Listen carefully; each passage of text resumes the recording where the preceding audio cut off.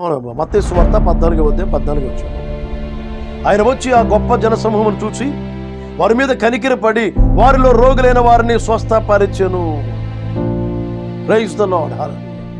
వారిలో రోగులైన వారిని స్వస్థపరిచెను.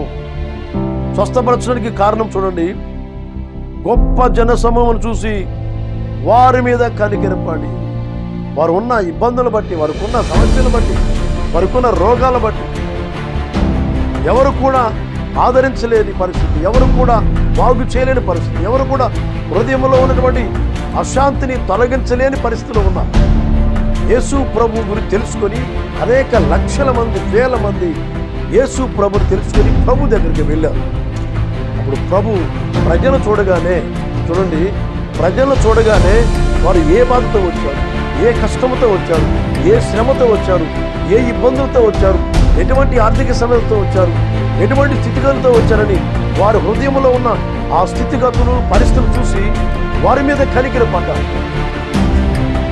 అక్కడికి వచ్చిన వాళ్ళందరూ కూడా ధనవంతులు ఉన్నారు, పేదవాళ్ళు ఉన్నారు, జ్ఞానవంతులు ఉన్నారు, అన్ని రకాల ప్రజలు ఉన్నారు. కానీ దేవుడు చూసింది ఏంటంటే హృదయాన్ని.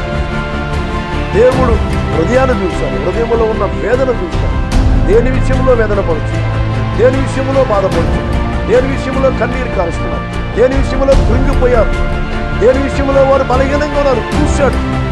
మనుషులు పై రూపాన్ని చూశారు, కానీ దేవుడి దగ్గరకు వచ్చిన దేవుని ప్రజల్ని దేవుడు హృదయాన్ని చూస్తాడు. మనుషులందరూ కూడా పై రూపాన్ని చూస్తారు, దేవుడు హృదయాన్ని చూస్తాడు.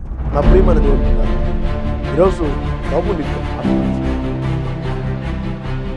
నీ హృదయంలో ఉన్నటువంటి ఆ బాధలన్నీ కూడా, ఆ వేదనలన్నీ కూడా దేవుడు తొలగించబోతున్నాడు.